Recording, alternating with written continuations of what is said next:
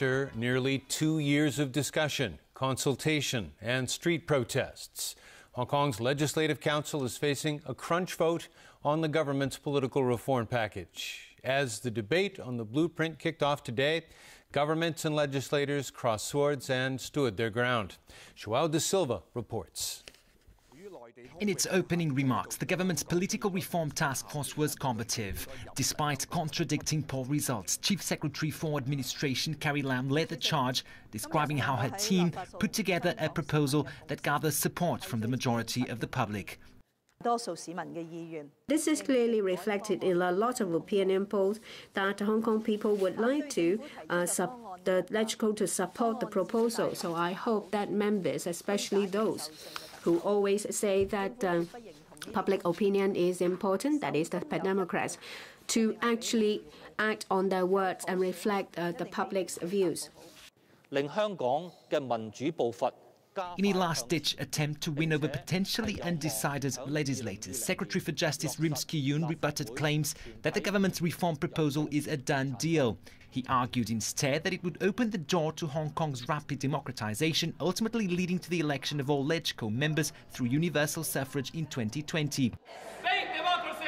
Fake democracy! No, no, no! No, no, no!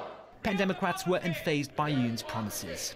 I would respectfully ask the Secretary for Justice to shut up. This is not a legal question. This is a question of whether or not there will still be a political will, incentive or reason to change. Once we have pocketed this thing, there will be no reason for the Central People's Government or the SAR government or the vested interests to change at all. Both outside and inside the chamber, one after the other, Pan-Democrats made the point that they will not support a reform proposal that would cloak an undemocratic leader with a veil of legitimacy.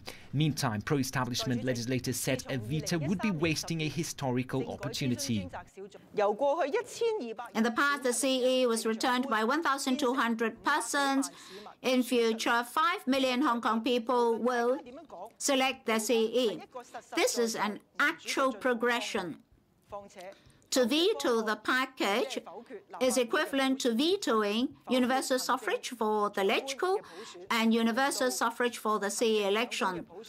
Although not all lawmakers are making full use of their 15 minutes time, the vote is expected to take place either tomorrow night or Friday morning. However, in order to ensure there are no large demonstrations, more likely to happen at night, some pro-establishment legislators have vowed to filibuster in order to ensure that the vote happens in the daytime. Joao da Silva, TVB News.